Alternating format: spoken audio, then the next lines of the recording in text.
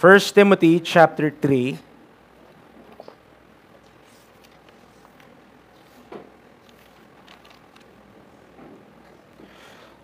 Verses 1 to 7.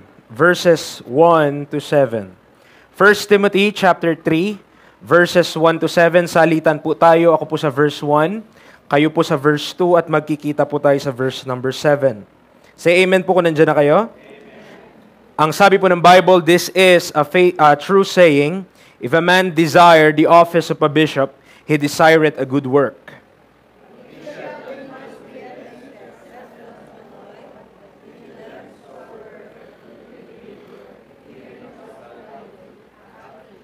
Not given to wine, no striker, not greedy of filthy lucre, but patient, not a brawler, not covetous.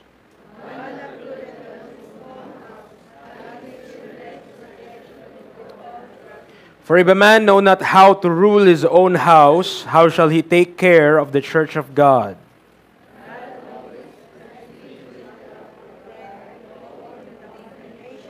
Sabay-sabay po tayo, verse 7. Moreover, he must have a good report of them which are without, lest he fall into reproach and the snare of the devil. Tayo po ay manalangin naman namin, Diyos. Salamat po sa umaga pong ito. Kayo po magkaloob, O Diyos, ng kasiglahan sa amin po mga puso. Mula po sa inyong banal na salita na amin po mapapakinggan ngayong umaga. O Diyos, kayo nga po ang sumaamin, kayo po ang pumuspos sa amin pong kaalaman upang kami, Panginoon, ay makalakad ng naayon sa inyo pong kalooban. O Diyos, palakasin ang aming pananampalataya sa mga aming mapapakinggan ngayon. Kaluwalhatian niyo po ang amin pong mithiin. At nawa sa amin pong pakikinig, nawa, Panginoon, baguhin niyo po kami. Baguhin ang aming puso. Baguhin ang aming pamumuhay tungo, O Diyos, sa inyong kaluwalhatian. Sa pangalan ng tanging Panginoong Yesus, Amen at Amen. Tayo po ay makakaupo. Alright.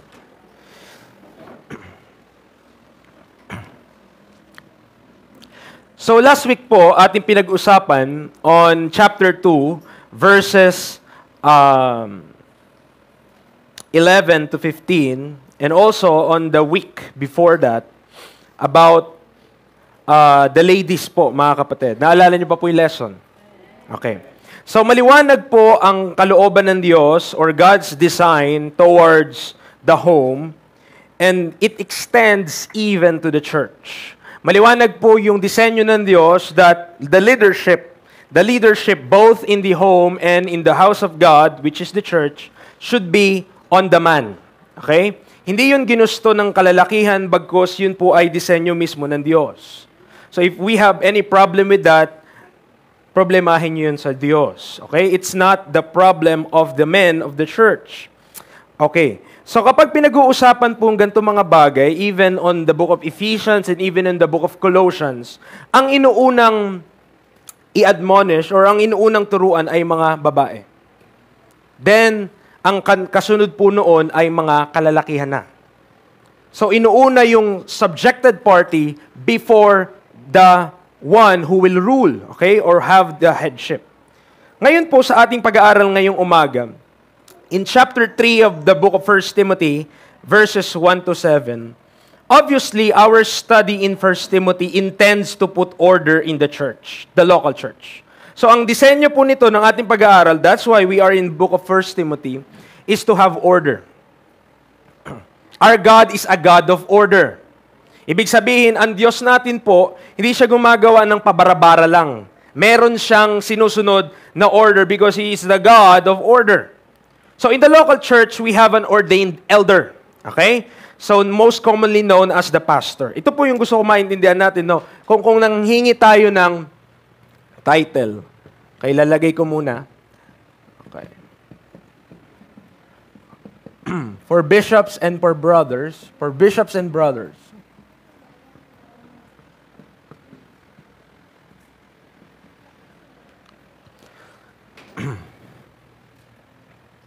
So the biblical word, so nabasa po natin sa chapter 3, is the word bishop. Tama po ba?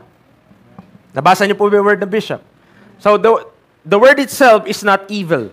The word itself is biblical. The word itself is God-wrought. So ang Diyos ang naglagay ng salita na yan sa salita ng Diyos.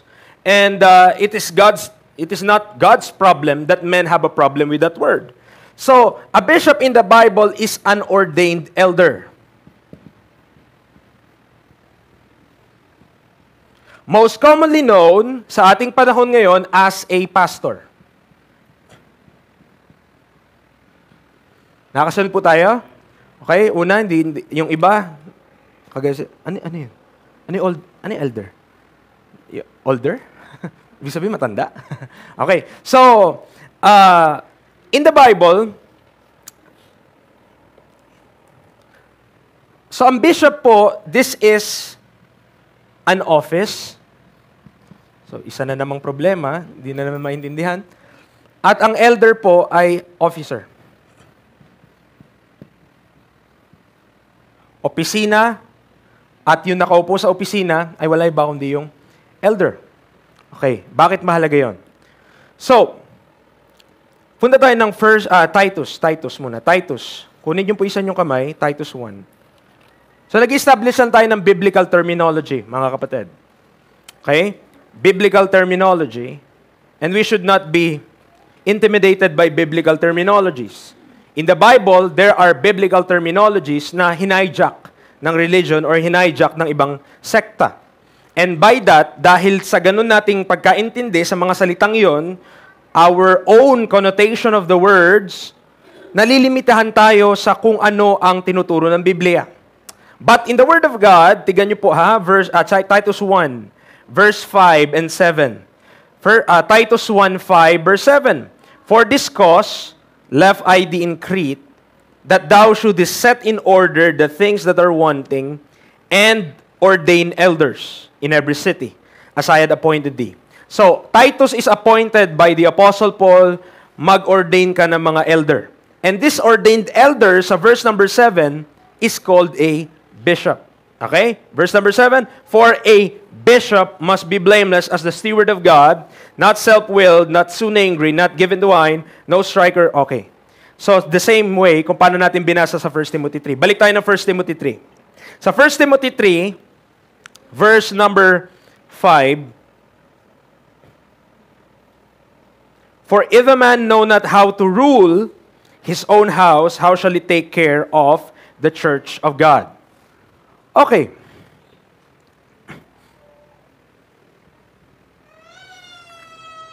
Naintindihan po natin? So, in God's word, sa salita po ng Diyos, ang tawag po natin sa ating panahon sa mga leader ng church or those who lead the church is a pastor. But their office, according to the Word of God, is bishopric. Okay? Their office is the office of a bishop, wherein ito po ay posisyon na kung saan sila ay ordained to be in that position. Ordained elder to that position. So, wag kayong ma-intimidate kapag sinabing bishop, ay yun ay para sa mga archdiocese lang. Or doon sa mga katedral na malalaki. Mga kapatid, the word bishop is not for those. Actually, in the Bible, si Judas Iscariot. Okay? Ang sabi ng Bible, let his bishopric. Parang kunin ng iba yung kanyang bishop dahil nga namatay siya.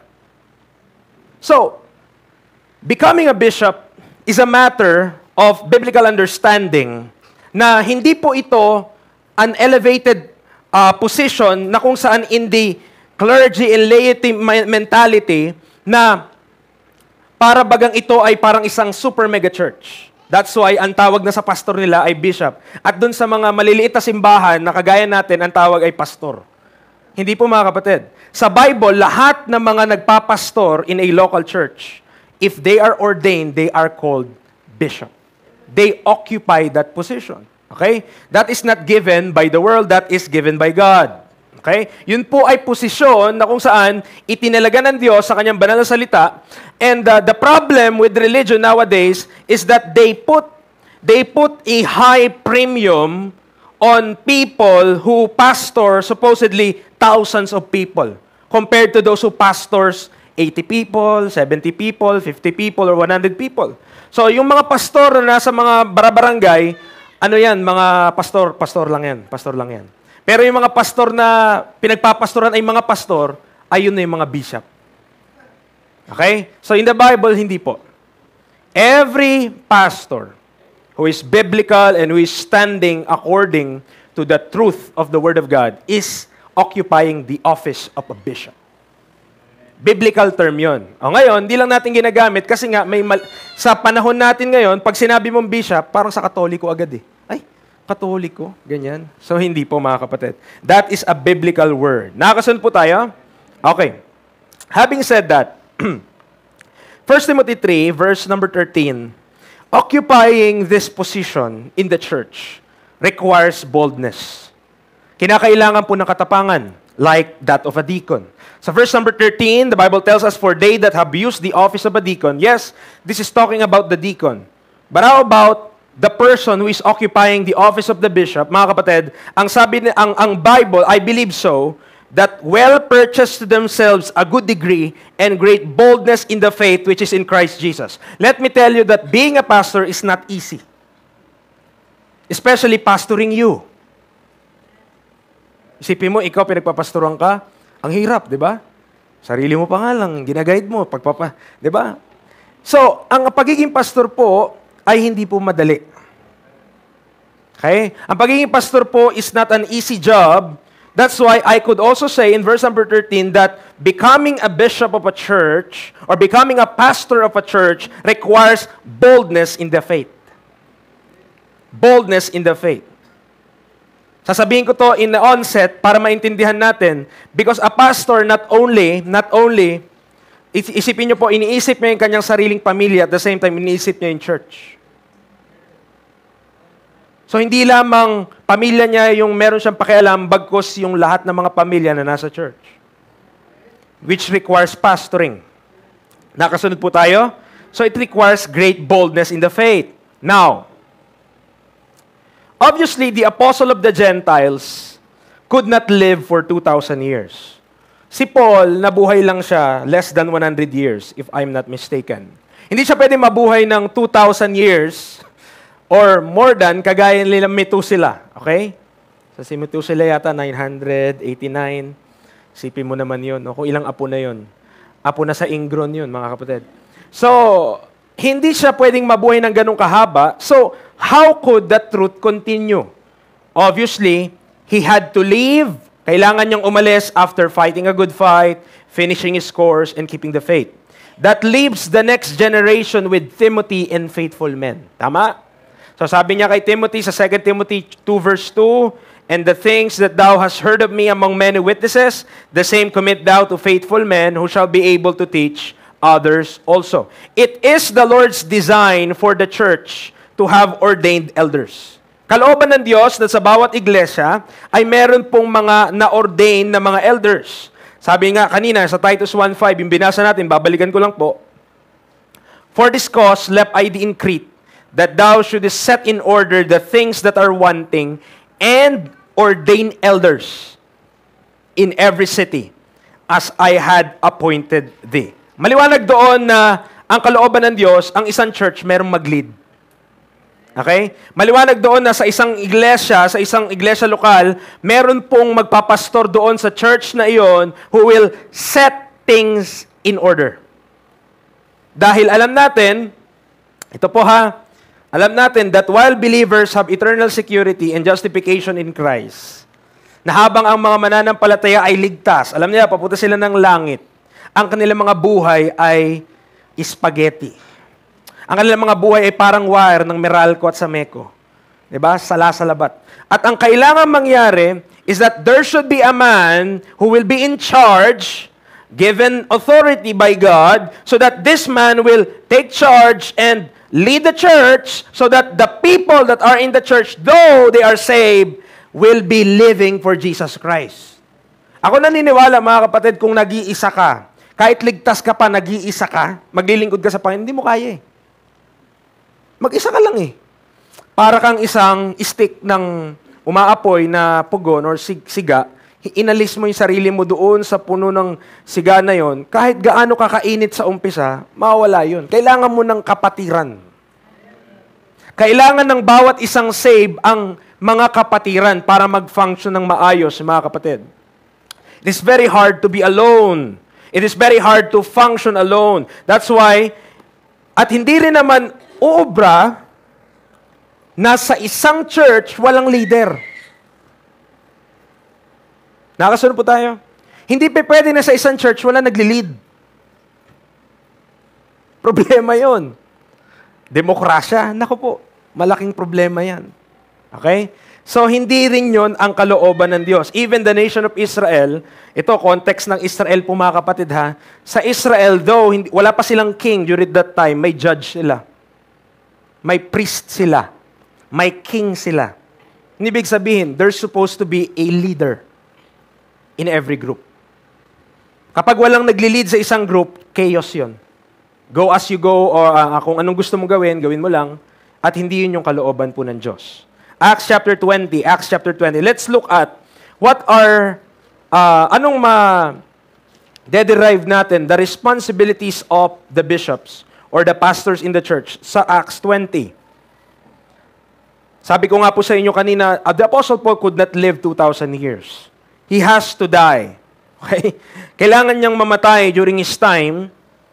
But before doing so, meron siyang mga iniwan na mga key men para mag-take over ng ministry.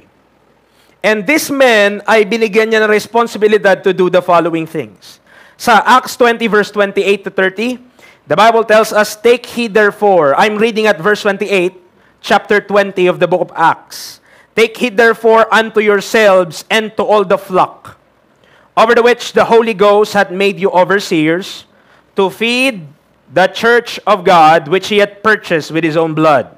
So one of the responsibilities of the pastor or of the bishop of the church ay para po mag-feed sa flock. Nakasunod po tayo doon? Being a pastor itself, this word, mas alam natin yung salita, di ba, pastol, is the same idea.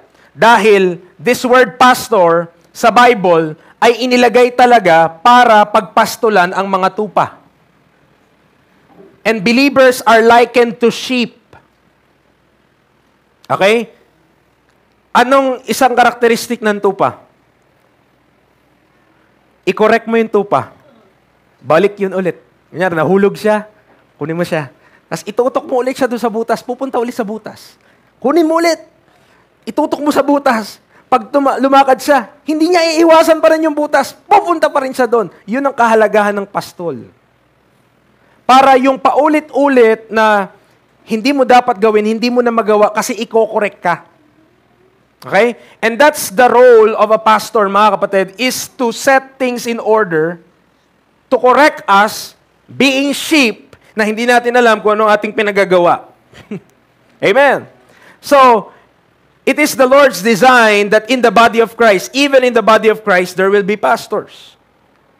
At sabi niya nga dito, binigyan sila ng oversight, hath made you overseers to feed the church of God which he had purchased with his own blood. Also, as pastors, verse 29, "For I know this, that after my departing shall grievous wolves enter in among you, not sparing the flock." So isang responsibility ng isang pastol, practically speaking, ay yung kanyang mga tupa kailangan niyang ingatan para walang mga lobo na mga has na sila ay lapain. At mga kapatid, sa pananampalataya, merong mga taong lobo. Hindi sila vampira, lobo sila. At ang nais lang nila ay sirain, mangwasak ang buhay ng mga nila. To devour and to, ano tawag dito? Spoil you through philosophy and vain deceit. After the tradition of men, after the rudiments of the world, and not after Christ. So the role of the pastor ay para i-protect yung flock na hindi niya i-allow yung mga wolves na pumasok sa congregation. Kung meron dito, papasok bilang lobo, ang trabaho ng ang pastor ang may kakayanan at may responsibilidad na paalisin yung lobo na yun. Kahit save pa yung lobo na yun, kung ang lobo ay makakasakit sa buong flock, mas mainam na matanggal yung lobo kesa matanggal yung flock. Naintindihan niyo po? Okay. So, sabi niya pa, verse number 30, "Also of your own selves shall men arise, speaking perverse things to draw away disciples after them. Kaya sabi ko nga po sa inyo, the role of a pastor is very, very crucial. And the role of a pastor is not easy. Bakit? It requires boldness. Dahil the pastor ay responsible for making the tough choice and making the tough decisions. Nakakasunod po tayo? So, ipanalangin po natin ang ating pastor. Okay? Huwag po tayong matigas ang ulo. Alright? So, basic lang yun sa Bible. So, Acts 14:23. Acts 14:23.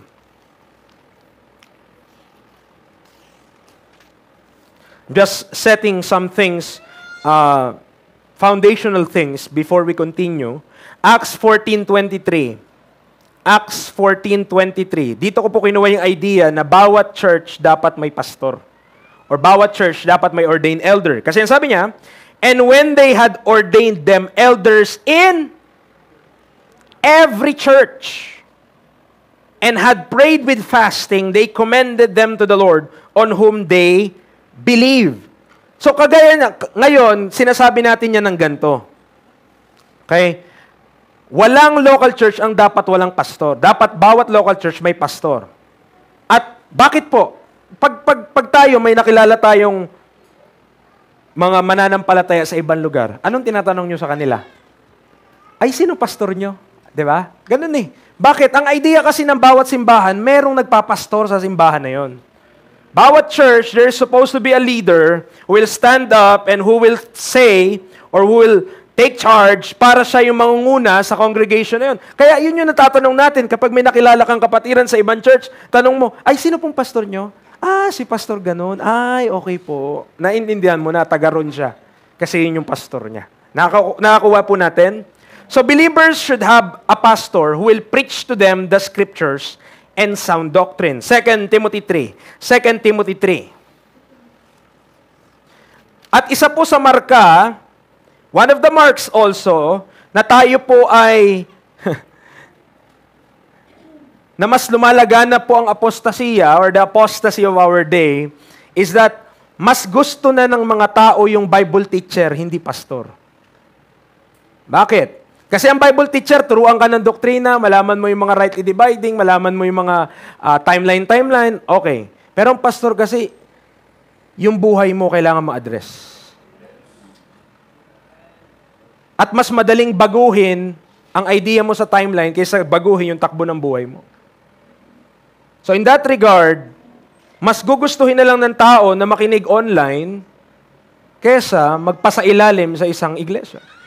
That's the problem, okay? 2 Timothy chapter 3, 2 Timothy chapter 3 verse 16. Ilang beses na po ito nababanggit, pero babasahin ko hanggang chapter 4 verse number 4. Okay? So sabi niya, and all scripture is given by inspiration of God. Could you amen? Profitable ito for doctrine, for reproof, for correction, for instruction in righteousness, that the man of God may be perfect, truly furnished unto all good works.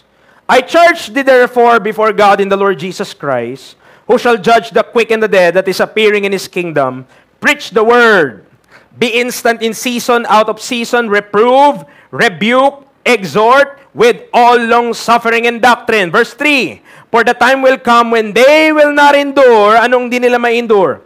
Sound doctrine. Kagaya ng pinag-uusapan natin, pinag-aaralan natin, sound doctrine ay hindi tungkol sa rapture, hindi tungkol sa second coming, hindi tungkol sa mga bagay-bagay, kundi sound doctrine is talking about living a life in godliness.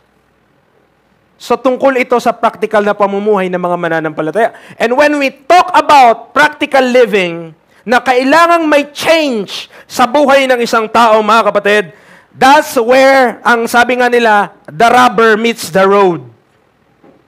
May friction na yun.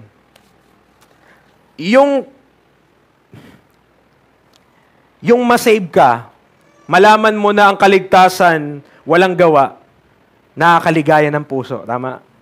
Yung malaman mo na ikaw ay nakaupo kasama ni Kristo, seated in the heavenly places, nakakaligaya ng puso. Yung nalaman mo na tayo ay napatawad at wala ka nang gagawin tungkol sa iyong kaligtasan at hindi ka na mapupunta ng impyerno, nakakaligaya ng puso. Pero yung malaman mo na may kailangan kang baguhin sa buhay mo, practically speaking, parang hindi masyadong madaling tanggapin. Kagaya ng preaching last week, tama po ba? Ang iba parang sa mga palabas, nakahawak sa kanilang mga upuan.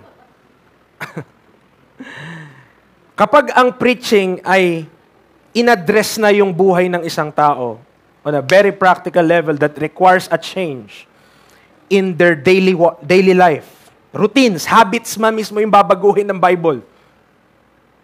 Okay? Hindi na ganun kadali. Nakasunod po tayo? Hindi na siya ganun ka-easy.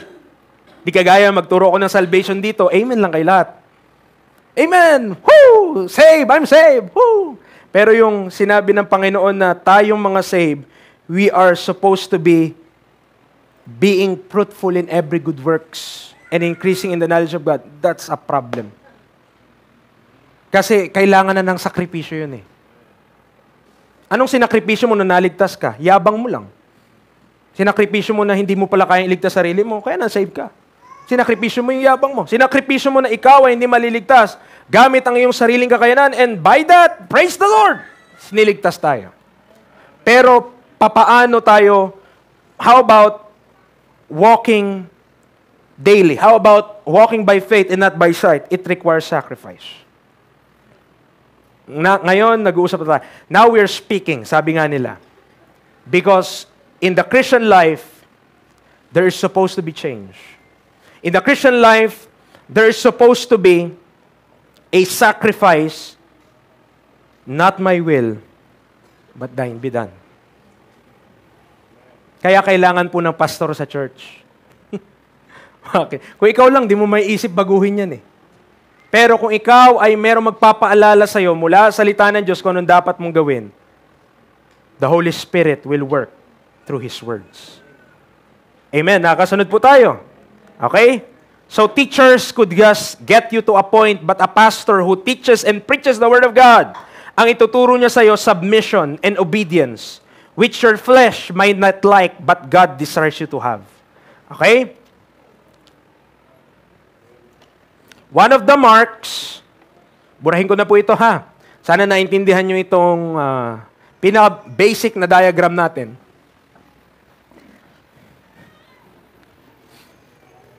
Kung tatanungin niyo ako, preacher, paano niyo po masasabi ng isang tao spiritual? Preacher, ano po yung isa sa mga pinaka-importanting detalye sa buhay ng isang tao na masasabi mo na siya ay spiritual? Siguro, preacher, sasabihin mo, magaling sa timeline. Siguro, preacher, sasabihin mo, magaling sa rightly dividing.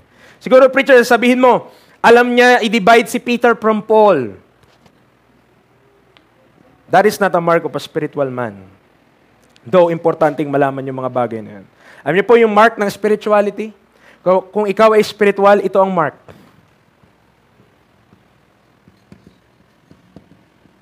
That's the mark of spirituality. If you could submit. Saan mo yan nakuha, preacher? Hinulaan mo lang yan. Ay, hindi po. Ephesians 5. Ephesians chapter 5. Ephesians chapter 5. Dito mo makikita kung sinong mga anak ang spiritual. Hindi yung kayang sagutin lahat ng tanong mo sa Bible, kundi yung kayang sumunod.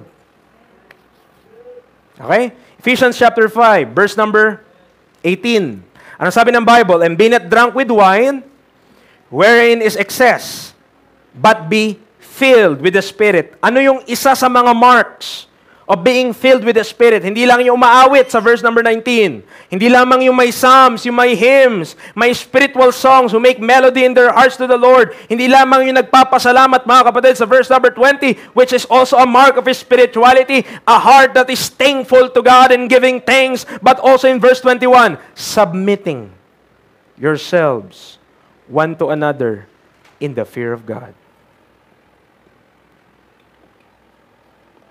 Diyan pa po tayo? Ang lalim, no? Salamat, Brad. Spirituality is very practical. Hindi mo kailangan malaman lahat ng timeline for you to be spiritual. But the Bible requires, if you are a husband, love your wives. If you are a wife, submit to your husband. If you are a children or a child, obey your parents. That is the mark, one of the marks of being a spiritual man and women. Diyan pa po ba tayo? Preacher, ganun lang siya kadali. Oo, ganun din siya kahirap. Amen. Pagiging spiritual po mga kapatid, hindi sa dami din ng verse na alam mo, kundi kaya mo bang mag-submit?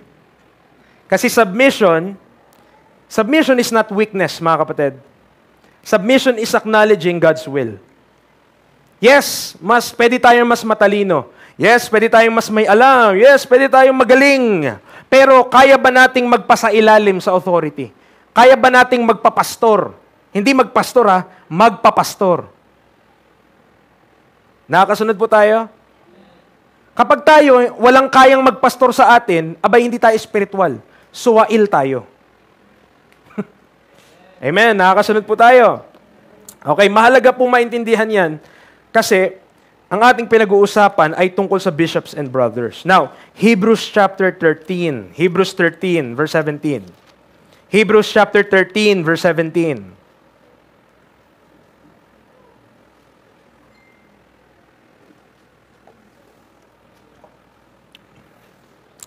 Ang sabi ng Biblia, obey them that have the rule over you and submit yourselves. Dito sa church, meron tayong pastor. Amen. Sa bahay natin, meron tayong tatay, mga magulang. Amen. So kung kayo yung mga anak, sa bawat tahanan natin, sa bawat bahay, meron tayong magulang. Anong sabi ng Bible? Kung sinong may rule over you, submit yourselves. Huwag mong pakinggan yung tropa mo more than sa nanay mo. Huwag mong pakinggan yung sinasabi ng kaklase mo more than sa tatay mo. Kung sino yung magulang mo, sabi ng Biblia, obey them that have the rule over you. They do not have the rule over you. Hindi naman sila nagpapakain sa'yo unless sila nagpapakain sa'yo. Nakakasunod po tayo? Ano sabi niya? For they watch for your souls as they that must give account, that they may do it with joy and not with grief, for that is unprofitable for you. That is unprofitable for you. Okay. Maliwanag po ba? Bible po ba ang ating binabanggit? Okay, now we come to our text. Punta na tayo sa 1 Timothy 3.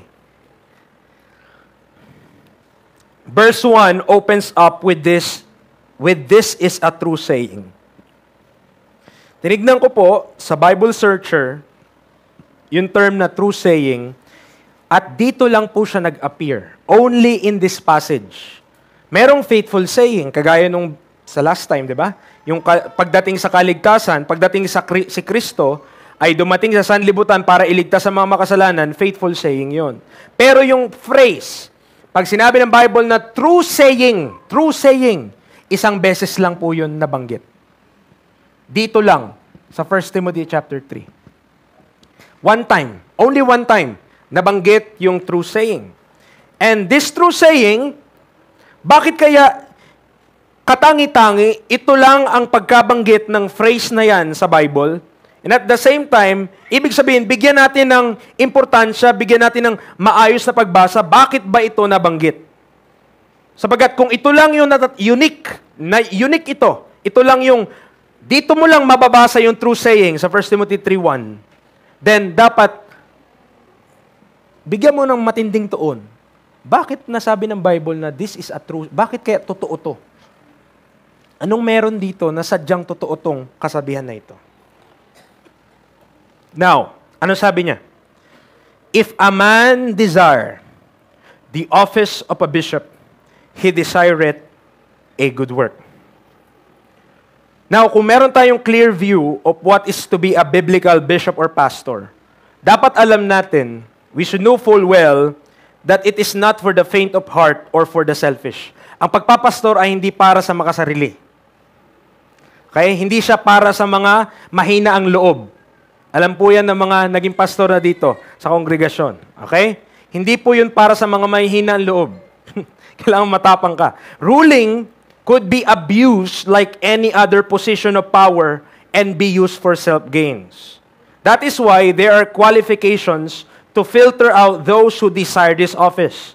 However, do not let corruption or the possibility of it, wag daw natin hayaan na yung posibilidad na yung power could be abused ay mapigilan tayo from desiring this good work. If any man has this desire, be sure, Philippians 1, kailangan lang nating isigurado na ito ay galing sa Diyos. Philippians 1:6. Philippians chapter 1 verse number 6.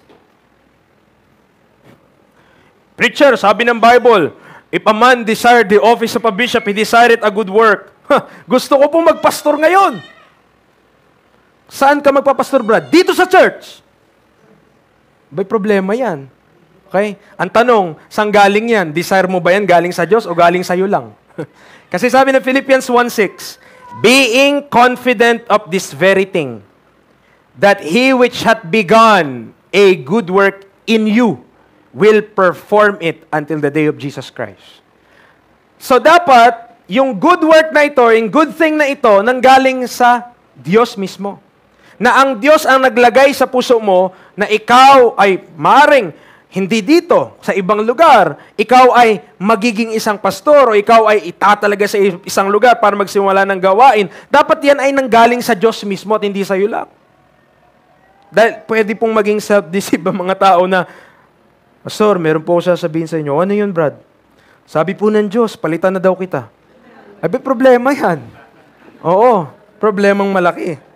Ano po? So, we must be sure that it comes from God Himself. And most of the time, mga kapatid, most of the time,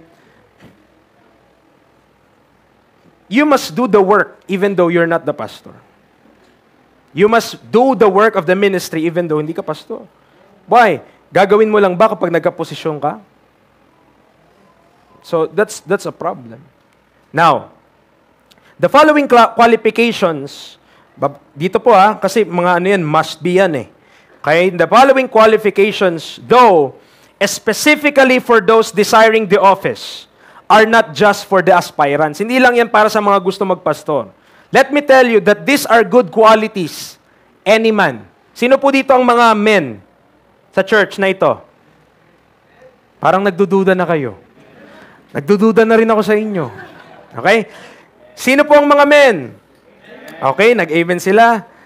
If you are a man in this congregation, then these qualities ay para po sa ating lahat. Kahit po sa young people na mga lalaki, these are also for you. Why? Kasi kung bawat isang pamilya, ganito yung uri ng mga kalalakihan na meron sa bahay, gaganda ang takbo ng church, gaganda ang takbo ng mga bahay natin. Amen. Ready na ba kayo? Parang natatakot kayo. Okay, huwag kayong matakot sa Bible. Ano po? Mas matakot tayo kapag hindi natin nasunod yung kalooban ng Diyos. Right? Sa ating buhay. So, simulan natin. Verse number 1. Okay? Parang magbabanat ng ano. Verse 1, this is a true saying. Una, sa listahan. Okay, burahin natin to kasi lista natin lahat. Una sa listahan ng buhay. If a man, alright, first qualification, dapat lalaki. Hirap ano? If a man. So, kung sinabi ng Bible that to be a bishop or to be a pastor, mga kapatid, ang unang requirement ng Biblia ay dapat lalaki. Amen po ba? So, tanggal na agad si mommy. Okay? Tanggal na agad si kuya. Ang pwede lang ay si man. It's not a boy. It's not a woman. It's a man. So, those who desire the office of the bishop must be first and foremost a man. Amen. Kasi kung sabihin, ay lalaki lang pwede, di lahat ng lalaki pwede, hindi po. Paano kung boy lang siya? Paano kung hindi pa siya man? Enough. Okay? So naglalaro lang siya sa buhay, hindi siya pwede. Dapat man. Ang lalim Lalim ng doktrina na yan. Pag yan, talaga naman. Amen. Maliwanag po ba? Okay? So this is a true saying, if a man desire the office of a bishop, he desireth a good work. Verse number 2. A bishop then must be, pangalawa, blameless. Preacher, edi si Piolo Pascual lang yung pwede. Ay, hindi naman po sinabing yung kutis ang blameless. Kung ang kutis, ang pagbabasihan, abay walang papasa. Amen. So, ito po ang word na blameless, hindi po sinabi ng Bible na sinless. Dahil alam naman natin, walang sinless. Si Kristo lang ang sinless. Ang sabi ng Bible, blameless. Anong pinagkaiba nun, preacher? Philippians 3. Philippians 3:6. So ulitin ko po lahat ng kalalakihan dito, applicable ito sa atin. Ano po? Ibig sabihin mo, kung kailan mo lang gusto magpastor, doon ka lang magtitino? Ay hindi. Dapat ngayon pa lang. Dapat ngayon pa lang, kahit yung people ka pa lang, matino ka na para sa Panginoon. So Philippians chapter 3 verse 6, sabi niya, concerning zeal, persecuting the church, touching the righteousness which is in the law, blameless. Obviously, si Apostle Paul, hindi siya sinless. Blameless siya sa law. Ano ibig sabihin? Kung siya man ay nagkasala sa ilalim ng batas, siya ay mag-aalay ng hayop. Pag di siya nag-alay, may blame siya. Pero kung siya ay mag-alay ng sacrifice, he is blameless. Why? Kasi sinunod niya naman yung law. Okay? Philippians 2. Kabig ka isa pa. Philippians 2:12-16.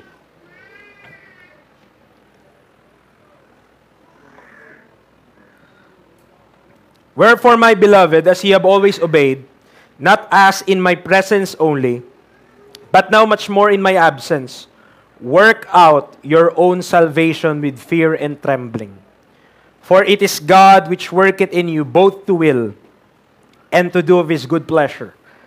Do all things without murmurings and disputings, that ye may be blameless and harmless, the sons of God, without rebuke in the midst of a crooked and perverse nation, among whom ye shine as lights in the world, holding forth the word of life, that I may rejoice in the day of Christ, that I have not run in vain, neither labored in vain. Kapansin niyo po, dito sa talata po na ito, okay? Verse number 15, that ye may be blameless. So, yung mga talata na nasa taas ng verse 15 is directly responsible to make a man blameless. Para gawing blameless ang isang tao o isang kalalakihan o isang lalaki, kailangan mo yung mga talatang nasa taas nun. So, ano yung mga talata na yon? Verse 12. Dapat pala ang mga men, they are working out their own salvation with fear and trembling. Nakasunod tayo? So, hindi lamang tayo ligtas, kundi ang kaligtasan natin nag-work sa atin. May takot tayo sa Diyos. Nanginginig tayo sa Diyos. Bakit po? Alam natin na harap tayo sa Kanya. Amen. Nakakasunod po tayo? Isa pa, verse 13, for it is God which worketh in you both to will, to do his good pleasure. Verse 14, do all things without murmurings and disputings. Isa sa marka ng pagiging blameless, hindi reklamador. Praise God. Amen. Hindi ka parang ka nagmumumug lagi. Wala ka namang tubig dyan. Okay? So, one of the marks of being blameless, according to the Word of God, dito kasi may kita mo that ye may be blameless. Para maging blameless ka, sabi niya, verse number 15. Kaya niya sinabi yun kasi nakasulat yung verse 12 pababa. And hindi lamang working out your own salvation with fear and trembling, but also in verse 14, do all things without murmurings and disputings. Amen. O, sa mga kalalakihan natin, reklamador ba tayo? Naku po, hindi tayo nagiging blameless. O. Mahilig ba tayo makipagtalo, makipag-away, disputings? Ay, hindi tayo nagiging blameless. Amen. Preacher, inaaway ako eh. Anong gusto mong gawin ko? Lalaki ka eh. Tiisin mo. Amen. Mahalin mo. Lalaki ka eh. Tama ba? Okay. Bakit po? Pinag-uusapan natin being blameless, di naman sinless eh. At ang gusto ng Diyos, for men who are to become bishops, is they are men who are blameless, who are not murmurers and disputers. Hindi tayo nagmumurmur, hindi tayo nagdi-dispute. Okay? Blameless. Nasa pangalawa pa lang tayo, mga kapatid. Buhay pa ba ang lahat? Di pa ba na-open ang lahat? Okay, malapit na. Ma-open ang lahat. Okay, sabi niya, verse number 2, a bishop then must be blameless. Pangatlo, the husband of one wife.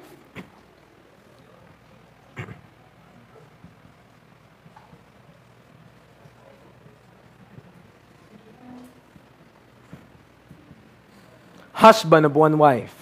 Okay?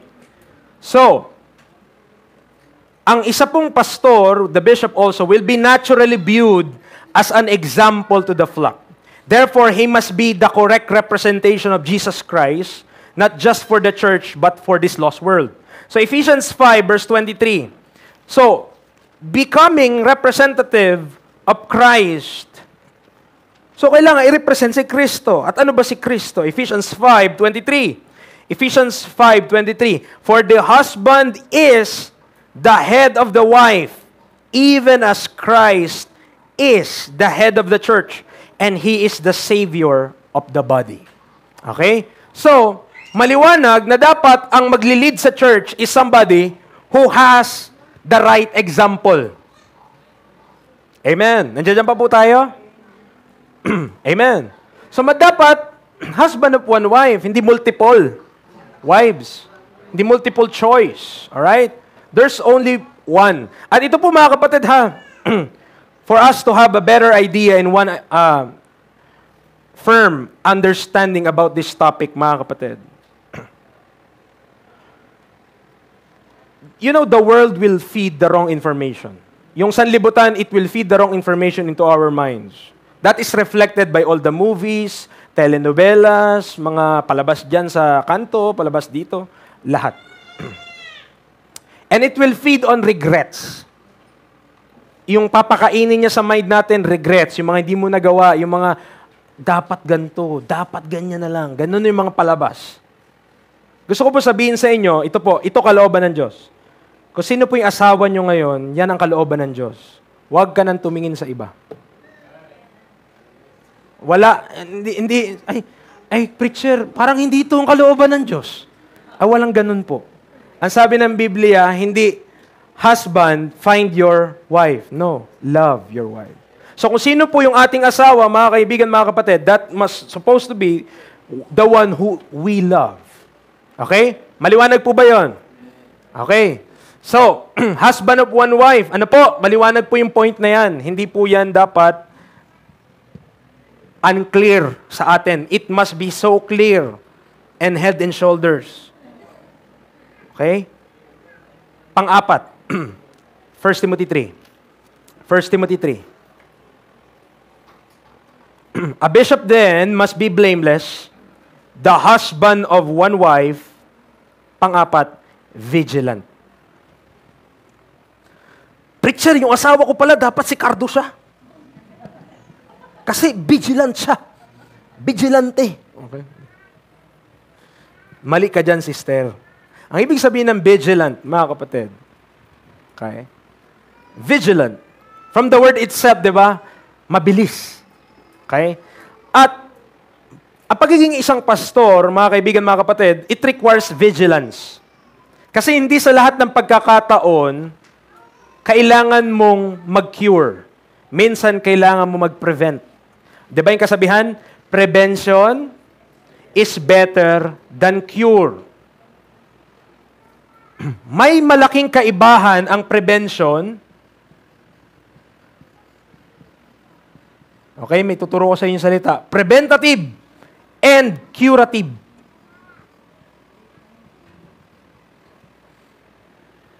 Ito, prevention. Ito, yung paggamot. Minsan, ang problema, hindi naman na kailangang umabot sa gamutan. Minsan, kailangan lang i-prevent. Hagaya sa bubong. Nakita mo, meron ng Kasing laki lang naman siya ng sinulid, yung butas. Patak lang eh. Sabi ng tatay, hintayin nating maging ganito kalakihan bago ko gawin. Tinatamad ako eh. Gusto ko palitan ko na yan ng bubong. Ayokong bulkasilan yan. Hindi vigilance yun. Hindi pagiging vigilant yun, mga kapatid. Ang pagiging vigilant is preventing it to happen in the first place. So, nagiging, in such a way, nakikita mo na, napoforesee mo na, ay kailangan ito palang gawin ko. Hindi ko na papaabutin ang bata na maging dragon bago kukunin yung cellphone.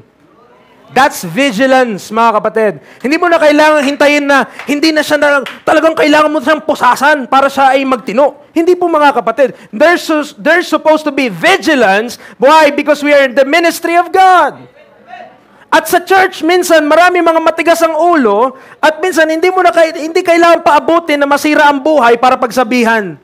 Nung nakikita mo pa lang na tumitigas ang ulo, lumilis ang landas, sabi mo na, Brad, aba yung ginagawa mo? Titino ka ba? Nag-a-addict ka ba, Brad? Diba?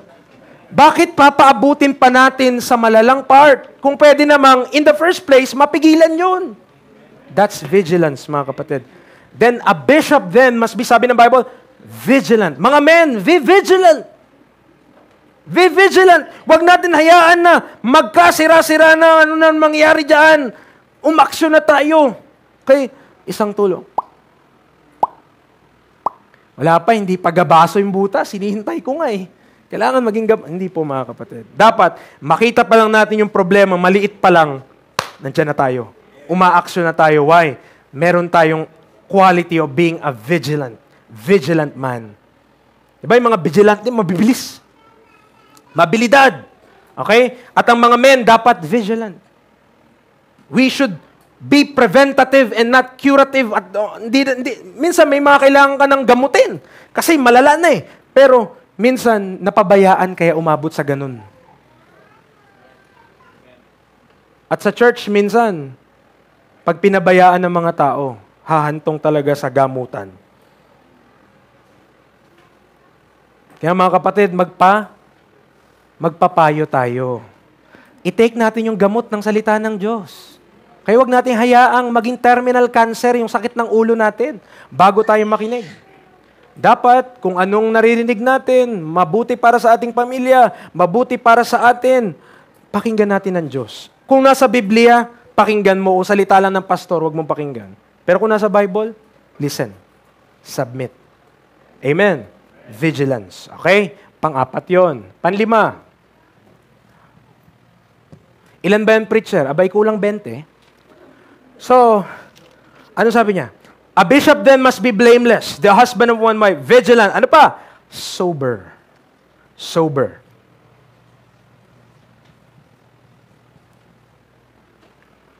Preacher, ano yun? 1 Thessalonians 5. 1 Thessalonians 5, verse number 6. 1 Thessalonians 5, verse number 6 to 8. 1 Thessalonians 5, 6 to 8.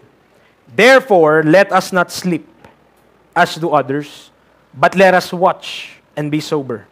For they that sleep, sleep in the night, and they that be drunken are drunken in the night.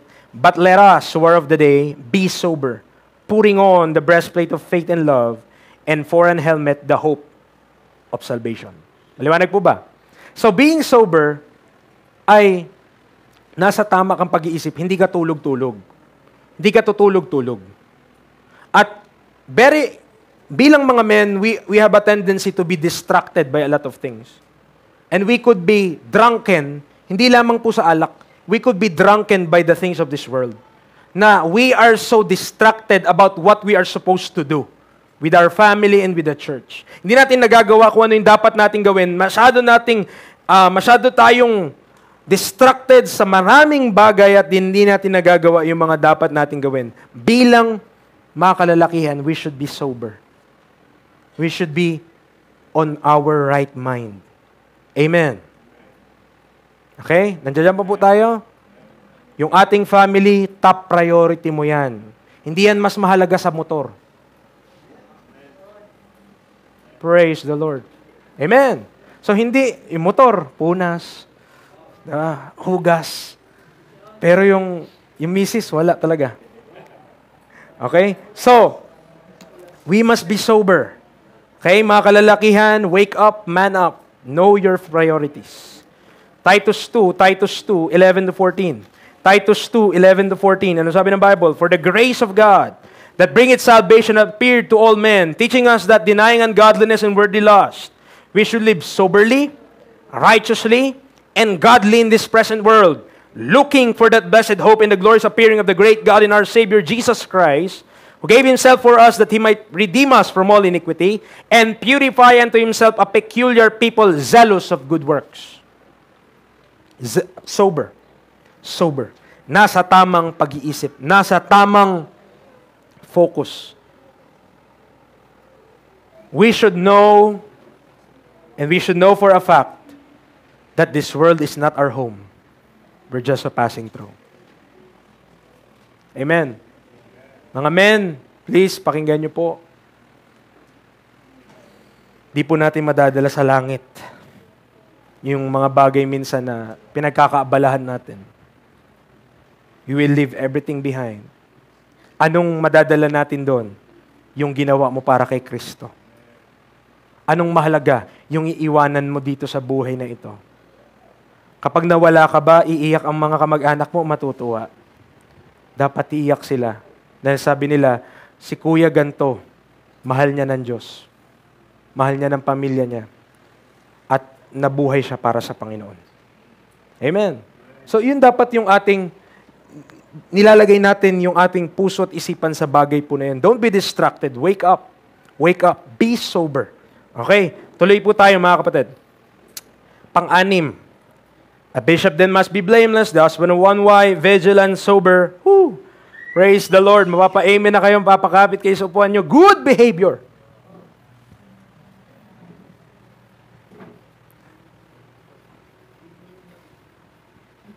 Preacher, wrong translation. Hindi po mga kapatid, tama lang yun. Tayo pong mga kalalakihan, may tendency tayo na ayaw natin pakialaman tayo eh. Okay? At dahil doon, minsan yung ugali natin talagang hindi maganda. Ang sabi ng Biblia, dapat meron tayong good behavior.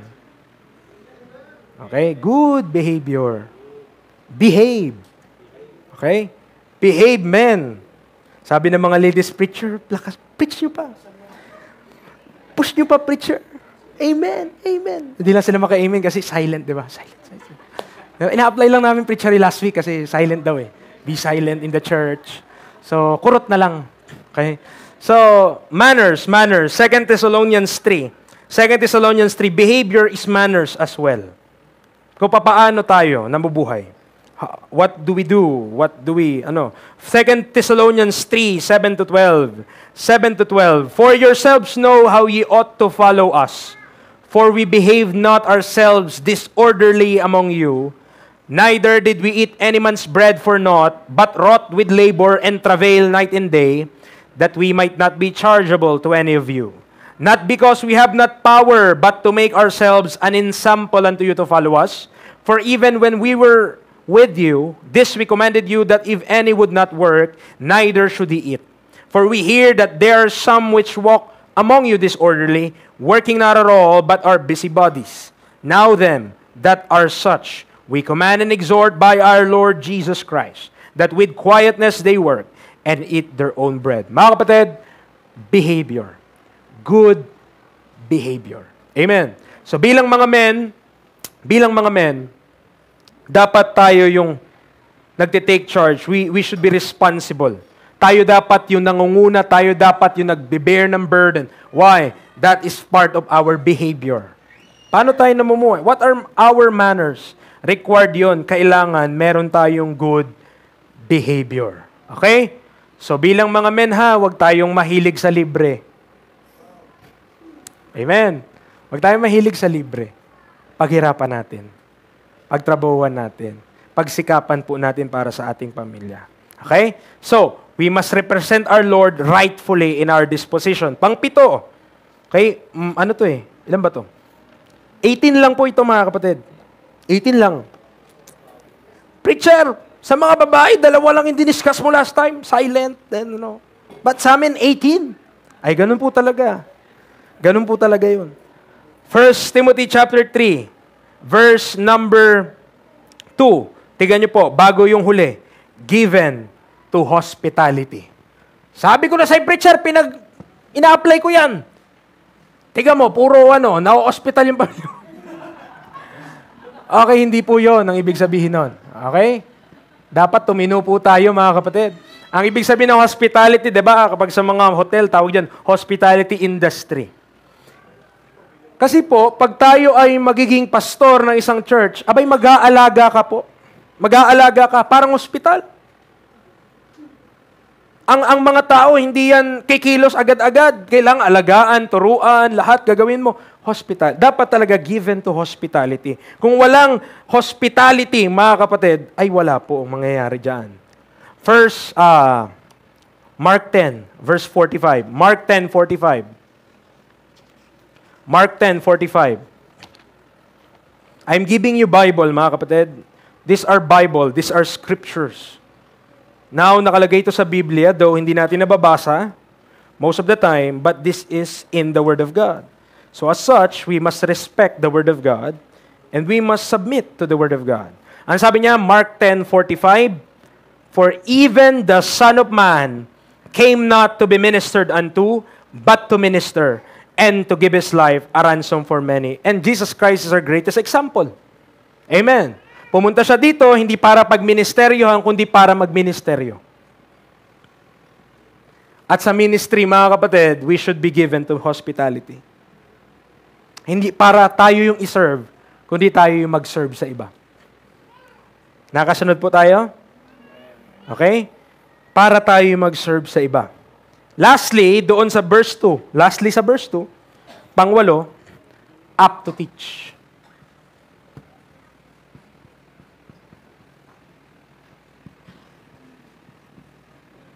Up to teach. Bakit? Bakit kailangan may abilidad, kakayanan na magturo? Dahil kung babasa, binasa po natin kanina yung kabuuan, di ba? Verses 1 to 7. Mga kapatid, it is assumed ng isang elder, there's a level of experience na sa buhay. May mga anak na siya, may pamilya siya. Therefore, kung napalaki niya ng maayos yung kanyang mga anak, it is already assumed na marunong siyang mag-train. Nakasal po tayo? Marunong siya mag-train ng kanyang mga anak, which is a transferable skill, practically speaking, to the church. Kasi ang mga tao, they need to be taught the Word of God. Kailangan nilang matutunan ang salita ng Diyos. Kailangan nilang malaman kung anong kalooban ng Diyos. And bilang pastor, you should know kung paanong from the training sa mga bata, paano i-apply yun sa mga church member. How to apply or to teach. Kaya binigay ng Bible to, up to teach, which I could say, na ang isang tao, isang kalalakihan na meron ng experience sa buhay, lalo na sa pagpapalaki ng mga anak, ay may kakayanan na po talaga magturo. Kasi nga napalaki niya na yung anak niya. Doon pa lang experience na yun sa bagay na yun. So up to teach, mga kapatid. Pero punta tayo sa 2 Timothy 2, verse 15. Ano yun? Alam natin yung verse na to. Kilala natin to. Sikat to eh. Study to show thyself approved unto God, a workman that needed not to be ashamed, rightly dividing the word of truth. Hindi ka makapagturo kung hindi tayo nag-aaral ng salita ng Diyos. Mga men, naintindihan ko po yung hirap ng pagtatrabaho at yung hirap ng schedule kada week. Amen. Naintindihan ko po yun. Pero we are commanded of God to study the Word of God. Give time to studying the Word of God. I know wala kayong maraming oras, wala kayong all the time in the world to study. You are working, you are doing your thing sa pang-araw-araw, okay. Praise God. Trabaho natin yan para sa ating pamilya. But don't forget, you have a job to do. And that is to study the Word of God. So that you will be able to teach your family as well. Amen. So yung mga men, di na masaya sa sinasabi ko ngayon, okay lang. Amen. Okay lang, iyan ay mula sa salita ng Diyos. Okay? So ito pa, number 9. Number 9, verse 3. Not given to wine.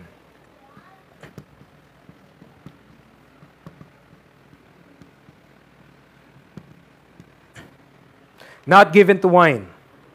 Okay? So, maliwanag po sa Bible that wine in the Bible is clearly not good. May good wine pero on a very general way, wine is not good. Proverbs 20 verse 1, ito po papasadahan lang po natin. Kasi ito ay mga topic na individual topics in themselves, pero we don't have all the time to discuss this individually.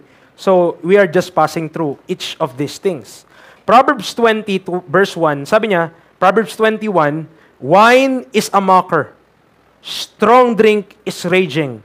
And whosoever is deceived thereby is not wise.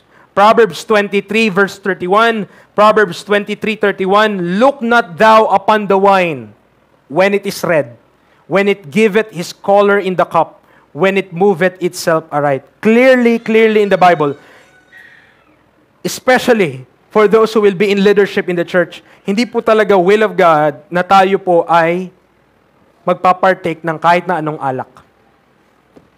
Amen. Not given to wine. Okay? Kausap ko po ba yung mga ligtas? Amen. So, yan po ay dapat hindi na minimemorize yan. Alam yan. Okay? Part yan. Sa Biblia yan. Not given to wine. O ito, number 10. Malapit na po tayo. Isipin mo, 18 lang to, 10 na tayo. Gitna na. O, lagpas na nga eh. Okay? No striker. Nag-usapan namin to kagabi ni Sister Jessa. Sabi ko, anong ibig sabihin ng striker? Siyempre, bawat isa sa atin, ang isip natin sa striker, di ba yung nananakit? Strike nga eh. Okay?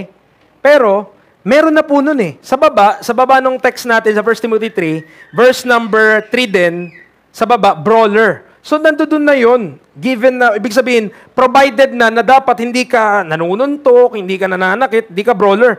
So, ano yun? Bakit may striker sa taas, tas brawler pa dito sa baba? Parang redundant naman yun. Tama? Ang striker po, mga kapatid, remember this, okay? I believe this is the right interpretation of that word. Alam mo sa mga trabaho, sa TV minsan, kapag nagrereklamo yung mga union, ang tawag? Labor strike. Ibig sabihin, tigil trabaho kasi yung management, ganto. Okay. Bilang mga men, dapat hindi tayo quitters. Diyan po kayo? Okay? Hindi tayo dapat nag-quit. Napagalitan ka? Napagsabihan ka? Kunin mo yun. Patuloy ka lang. Amen. Hindi ka susuko, hindi ka, napagalitan ako ni pastor. Anong gagawin? Hindi na ako mag-church! Pagalitan ako eh! Aba, sinabi sa'yo, maligo daw ako! Abit Brad! Gawin mo naman! Maawa ka! Amen. Practical lang yun. Oo, hindi naman yung theological.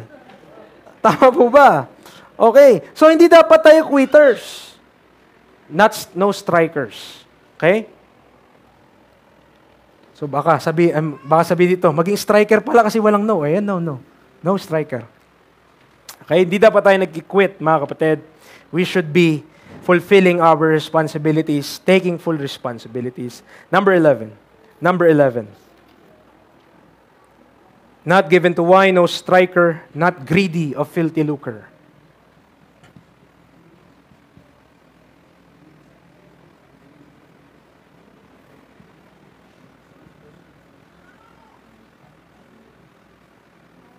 Not greedy of filthy lucre.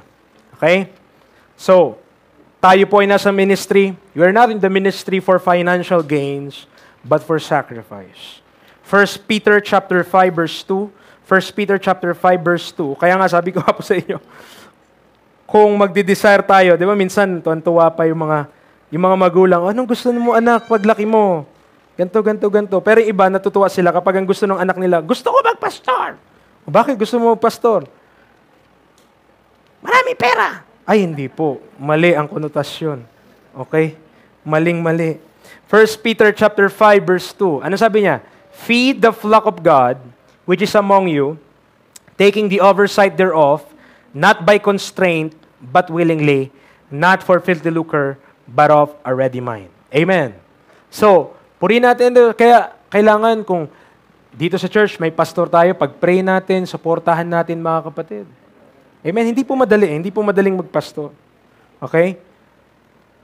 At kung maintindihan natin yung responsibility, that's why I am also giving you this, for you to realize, ano yung dapat tayo bilang mga men also, we should strive for, ano ba dapat ugali ko? Ano ba dapat taglay ko? Ano ba dapat ang nagiging ako? Ito po, mga kapatid. Itong mga bagay na to ay dapat nilalagay natin sa ating puso't isipan. 1 Timothy chapter 3, hindi lamang yon, hindi lamang not greedy of filthy lucre, binibilisan ko na po if you are following, verse number 12. But patient. Kaya ako preacher sa bahay, pasyente lang ako eh. Ay, hindi dapat. Patient ay hindi pasyente. Patient po ay patient. Ang hirap Tagalogin eh. Ano po bang Tagalog yan? O, diba? Kahit kayo, hindi kakasundo kung anong Tagalog eh. So, 2 Timothy 2, bakit kailangan ng isang bishop is patient? Kasi po, meron tayong mga wini-win sa Panginoon and they are maybe, hindi pa nila kayang mag-commit sa isang bagay, hindi pa sila masave. Kasi meron silang snare ang kaaway sa kanilang buhay. So, in 2 Timothy 2:24, sabi ng Bible, and the servant of the Lord must not strive, but be gentle unto all men, apt to teach, patient, in meekness instructing those that oppose themselves, if God peradventure will give them repentance to the acknowledging of the truth, and that they may recover themselves out of the snare of the devil, who are taken captive by him at his will. Amen. Bakit kailangan natin maging patient? Because the people that we are winning to Christ, amen, ay maaaring hindi pa nila naiintindihan na ganun kalala yung sitwasyon nila. At kailangan nila na paalalahanan sila, alalayan sila. That is our job. That is our job. Tayo'y nakakaalam ng truth. Tayo dapat yung mag-adjust. We must forbear and give time to them. Patience. Diba? Minsan ang patience may kinalaman sa oras. Tayo pa naman malalaki, diba? Mainipin. Tagal naman. Bilis! Bilis! Pula. Yung sa daan. Red light. Nag-green na. Pangalawa ka. Ang tagal nung nasa harap. Pinitpito. Ganun-ganun na tayo. Tapos pag inunahan mo, di ba? Sa kurbata, inunahan mo. Ay, si Pastor. Pastor! Hello po! Una na kami. Di ba? Patient, mga kapatid. Be patient. Alright? We should be patient. 13. Okay, malapit na ha? 13. Not a brawler. Okay, hindi po nakikipagbasag ulo. Okay. Not a brawler.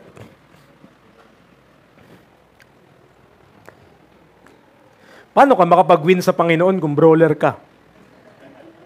Hindi ka masisave? Ano? Tatanggapin mo si Jesus? Hindi.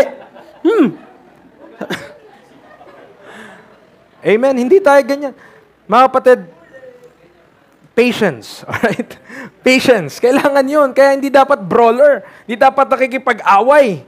Okay? Dapat meron tayong restraint sa ating mga sarili dahil sabi nga na 1 Timothy 2:2, we may lead a quiet and peaceable life in all godliness and honesty. Para ka nangihingi ng nagulo sa buhay mo kung tayo ay brawler. So ang gusto ng Diyos, tayo mamuhay lang na mapayapa. Ng godly and honest. Ganun lang. So, hindi dapat tayo brawler, mga kapatid. 14. Not covetous.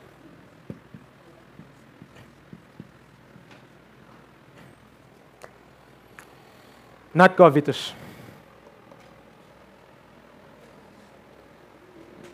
Ang sabi ng Bible, covetousness is idolatry sa Colossians.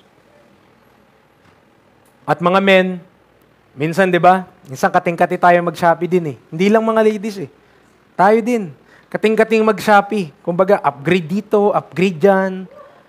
Hanap tayo ng hanap sa bahay natin. Ano bang mabibili ko pa? Ano po?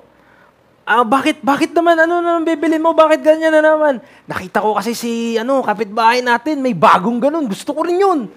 Ayoko magpadaig. Mga kapatid, hindi dapat tayo covetous. Alam mo bakit kailangan yon sa pagiging leader ng church?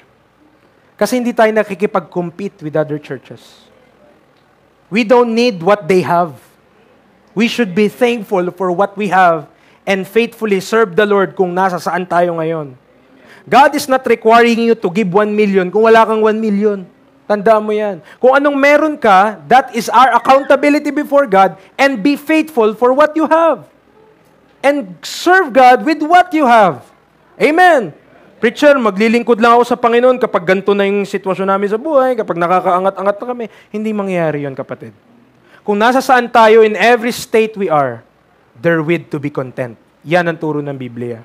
We should not strive kung tayo man, kalaunan, tayo pagpapalain ng Diyos. Practically speaking, financially speaking, tayo pagpapalain ng Diyos. Glory to God tayo doon.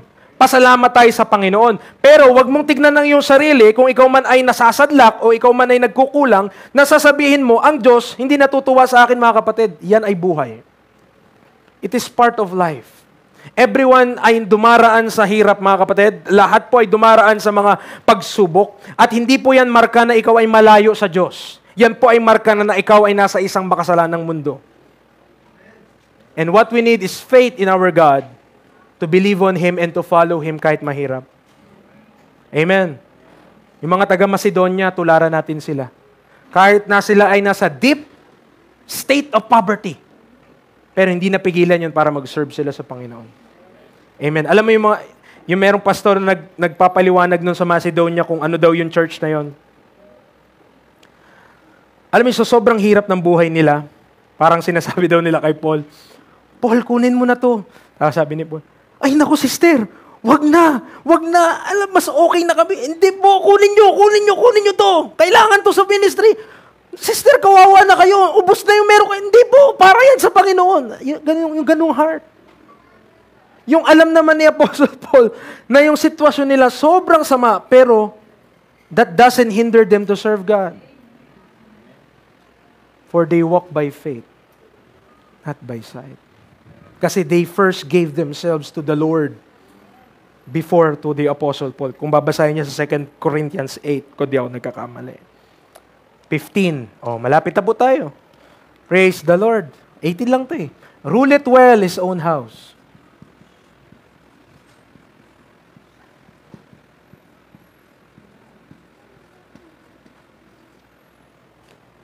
Practically speaking, di ba? Mahirap eh.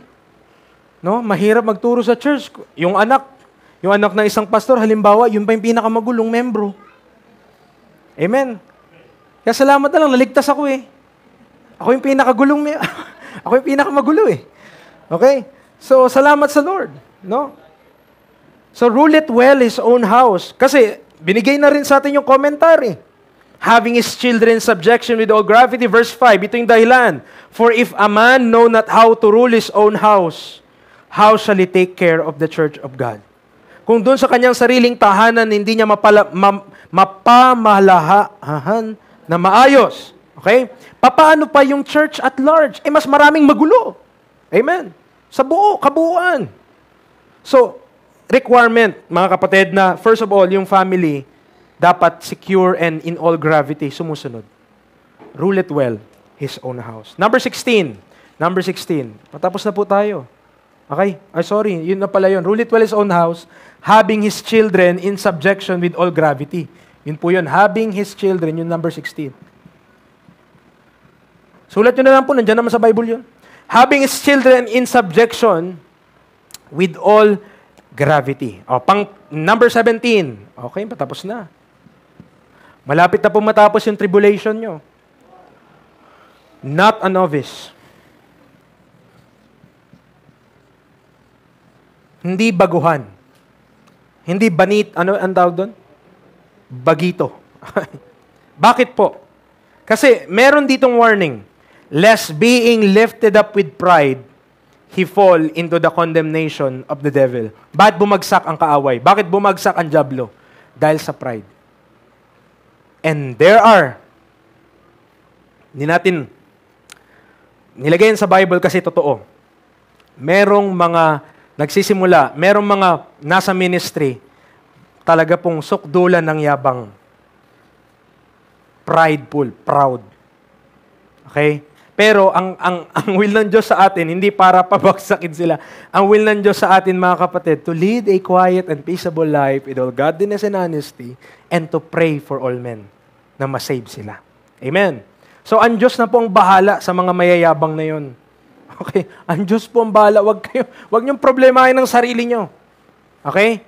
But, supposed to be not a novice. Kasi, mag-lead ng tao, mag-lead ng mga members. And, if you yourself is new, how could you lead them? Okay? Kaya number 18, last, good report to them that are without. Good report. Mga men, paano tayo kilala ng mga kapitbahay natin? Paano tayo kilala ng mga kaklase natin? Kilala ba tayo nila na tayo yung mga sentro ng kaguluhan o tayo ay kilala nila bilang mga Kristiyano? Good report to them that are without. Bakit? Kasi sila mismo magsasabi, uy, saan ka pupunta? Sa church. Ay, ano ka doon? Anong ministry mo doon? Pastor ako doon. Ha? Brad, kakatagay lang natin kagabi. Diba? Problema yan. So, kailangan may good report. Amen. Kailangan may good report. Why? Paano mo iwin yung mga tao kung tayo may bad report sa kanila? So, moreover, he must have a good report on them which are without, lest he fall into reproach and the snare of the devil. Let's pray. Namin Diyos, salamat po ngayong araw na ito. Salamat sa iyong banal na salita. I know some parts of this message had been hard and may cut deep to the hearts of men. Help the men of this church, Father, to not be distracted by the things of this world, to have a sober mind, to be vigilant in their families, na sila po ay bigyan nyo po, pagkalooban nyo ng wisdom sa pang-araw-araw, lakas, na sila po ay to be leaders in their homes, for them to show their love to Thee, in that they are submitted to Thy will. Ama, kahabagan niyo po ang bawat isa. Bawat isa po ay hindi pa po kayo tapos sa amin. May mga kailangan po kayong ayusin, may mga kailangan po kayong baguhin, may mga bagay po kayong kailangan tanggalin sa aming buhay. Bilang mga kalalakihan, alam ko po, we might have pride in our hearts.